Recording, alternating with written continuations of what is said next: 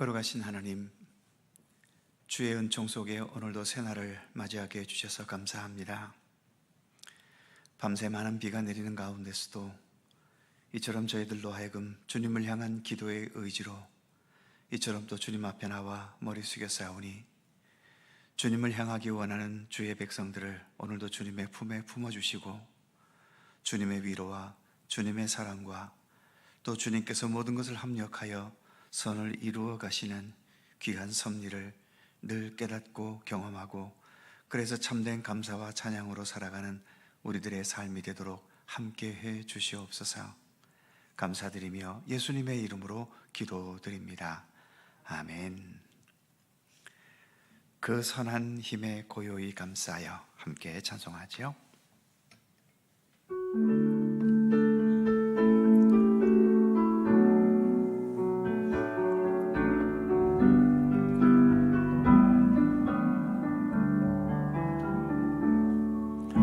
그 선한 힘에 고요히 감사여 그 놀라운 평화를 누리며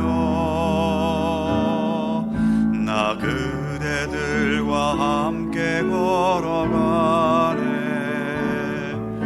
나 그대들과 한 해를 여네.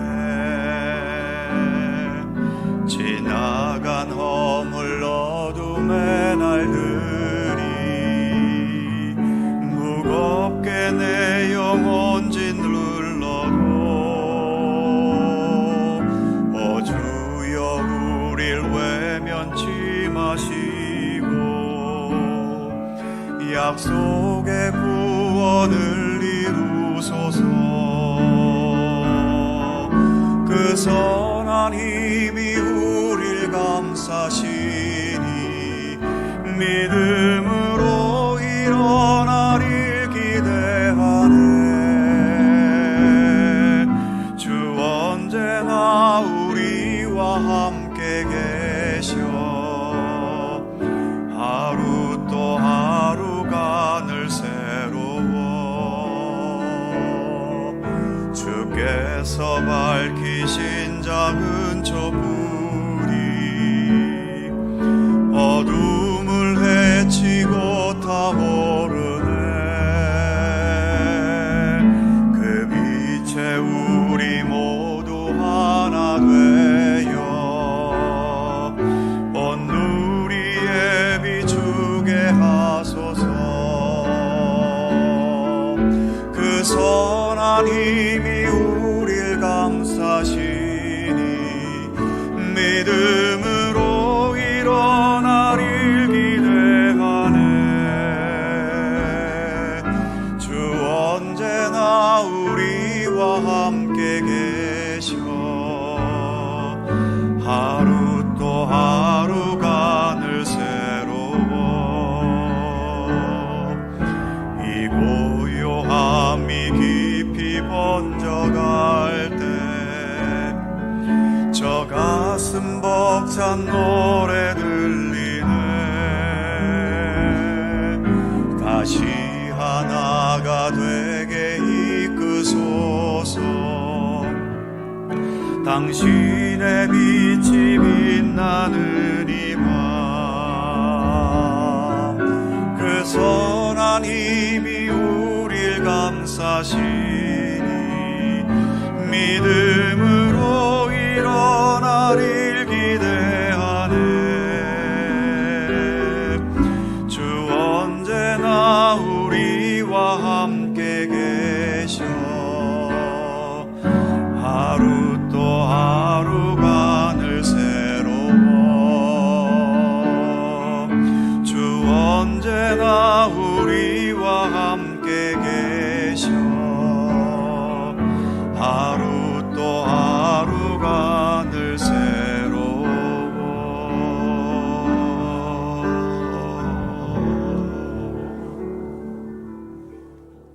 아멘. 잠언 10장 18절입니다.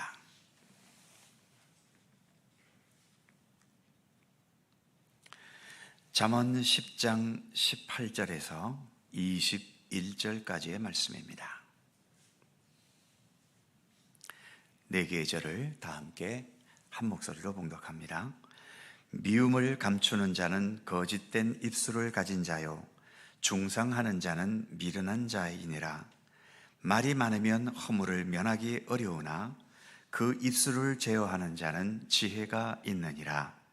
의인의 혀는 수는 같거니와 악인의 마음은 가치가 적으니라. 의인의 입술은 여러 사람을 교육하나 미련한 자는 지식이 없어 죽느니라. 아멘. 18절 말씀을 다시 보면 미움을 감추는 자는 거짓된 입술을 가진 자요, 중상하는 자는 미련한 자이니라. 미움을 감춘다는 말이 있는데, 미움을 감춘다는 것은 사실 많은 경우 필요한 일입니다. 내 마음속에 있는 미움을 정직해야 한다는 이유로 다 표현해버리면 세상은 아마도 미움투성이의 세상이 되고 말겠지요. 그런데 오늘 말씀에서는 미움을 감추는 것은 거짓된 입술을 가진 것이다 라고 말씀합니다. 이 말씀은 그 다음에 언급되는 중상하는 자와 중상하라는 자라는 말과 연결이 되기 때문에 그렇게 말씀한 거죠. 물론 아예 미움 자체가 우리에게는 없어야 하겠지만, 그럼에도 미워하게 되거나 미워하지 않게 되는 것이 어디 내 마음대로 되는 일이겠습니까? 그러니까 미움의 감정이 생기는 것은 어쩔 수 없고, 문제는 그 미움의 감정을 어떻게 표출하느냐가 문제일 수 있겠지요. 지금 잠언의 말씀처럼 미움을 감춘다는 것, 사실 그 자체는 문제될 게 별로 없습니다. 문제는 상대방 앞에서는 미움을 잘 감추었으면서도 다른 사람에게는 뒤에서 수군거리며 중상하는 게 문제인 거죠. 이럴 경우는 본문의 말씀처럼 미움을 감추는 것이 거짓된 입술이 되고 마는 것이고, 더 나아가 뒤에서 중상하는 것은 미련한 짓이 되고 마는 겁니다. 본문은 그것을 의미하고 있는 거죠. 미운 사람 앞에서 미움을 감추려면 다른 사람 앞에서도 감추어야 하는 겁니다.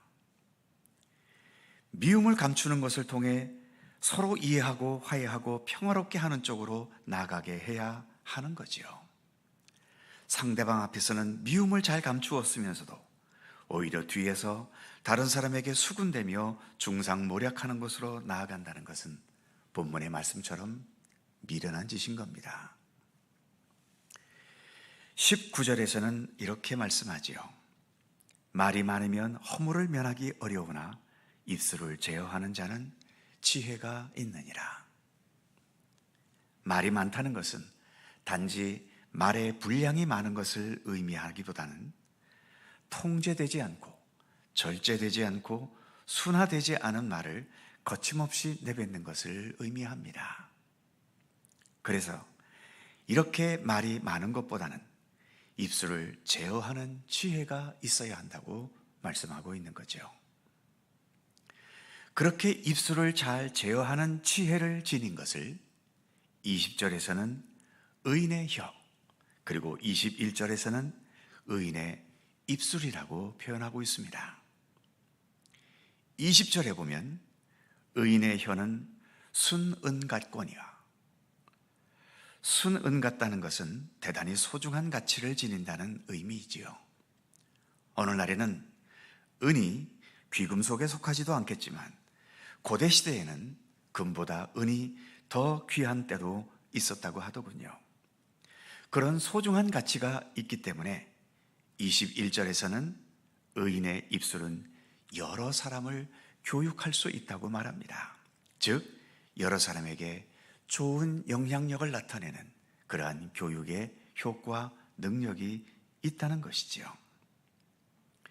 특히 믿음의 공동체인 교회는 일하기 위하고 노동하기 위해 모이는 곳이 아니지 않습니까? 어떤 물질적인 이득을 보기 위해 교회에 나오는 것도 아니지 않습니까?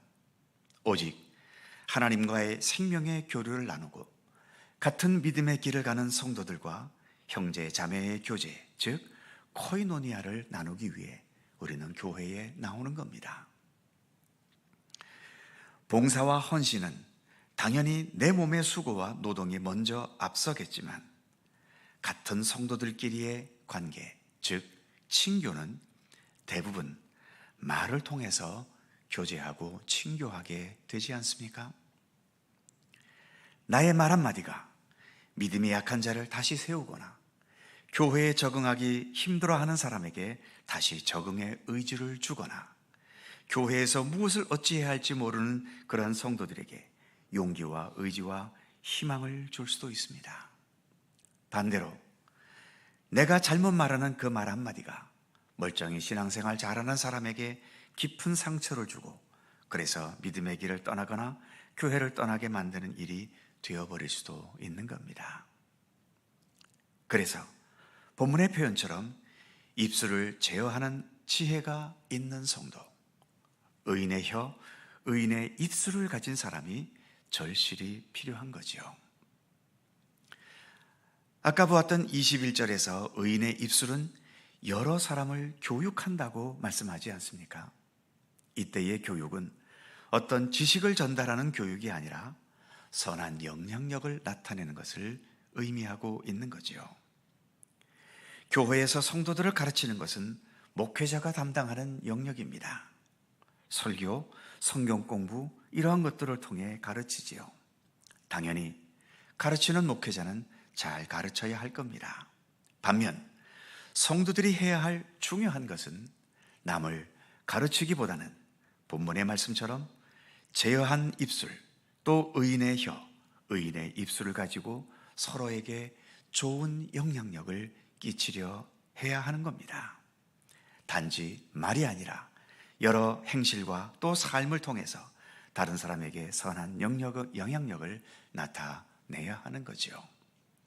우리는 성도로서 그런 책임이 있다는 것을 인식해야 될 것이고 또 중요한 직분을 가진 자들일수록 그러한 선한 영향력이 더 아름답게 나타내게 되기를 힘써야 할 책임이 있다는 것을 잊지 말아야 할 것입니다.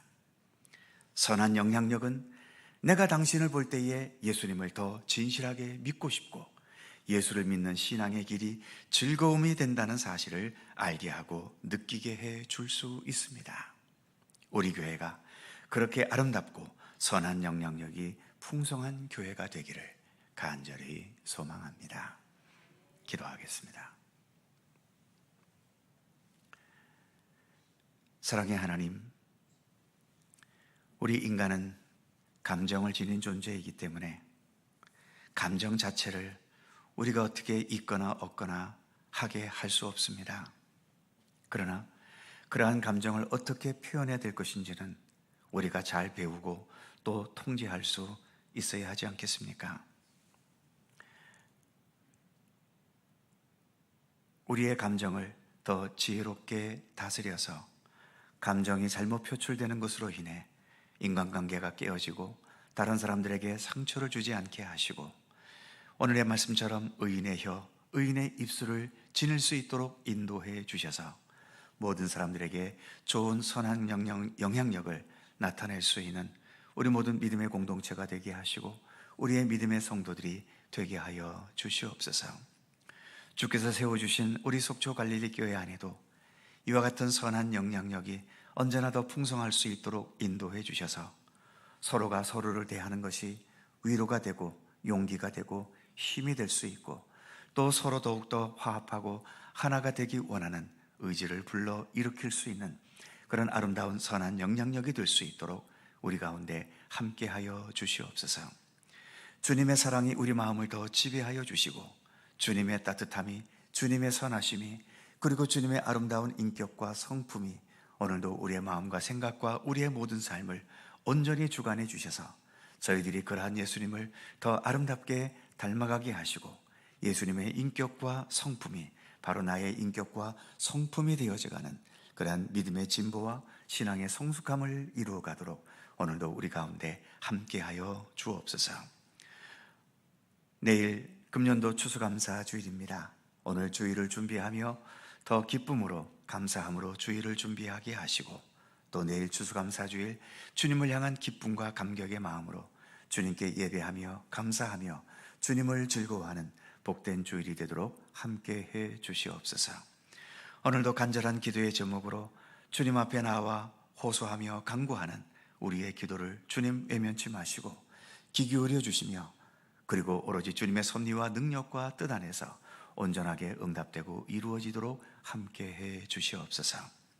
많은 연약함, 부족함, 허물들, 그리고 때로는 고민과 심각한 두려움과 근심과 또 견디기 힘든 아픔을 안고 살아갈 때가 많은 저희들이 오니 언제나 주의 국률함의 손길로 저희의 삶을 붙드시고 어루만지시고 지켜주셔서 주 안에서 저희가 더 강건하게 하시고 굳건하게 하시고 어떠한 상황들도 믿음의 힘으로 주님 주시는 지혜로서 잘 극복하고 이겨나갈 수 있도록 오늘도 우리 가운데 함께하여 주시옵소서. 감사와 찬양을 주께 돌리옵고 우리 구주 예수 그리스도의 이름으로 기도하옵나이다. 아멘. 하늘에 계신 우리 아버지, 아버지의 이름을 거룩하게 하시며 아버지의 나라가 오게 하시며 아버지의 뜻이 하늘에서와 같이 땅에서도 이루어지게 하소서. 오늘 우리에게 일용할 양식을 주시고 우리가 우리에게 잘못한 사람을 용서하여 준 것 같이 우리 죄를 용서하여 주시고 우리를 시험에 빠지지 않게 하시고 악에서 구하소서. 나라와 권능과 영광이 영원히 아버지의 것입니다. 아멘. 함께 기도하시고 자유롭게 돌아가시겠습니다.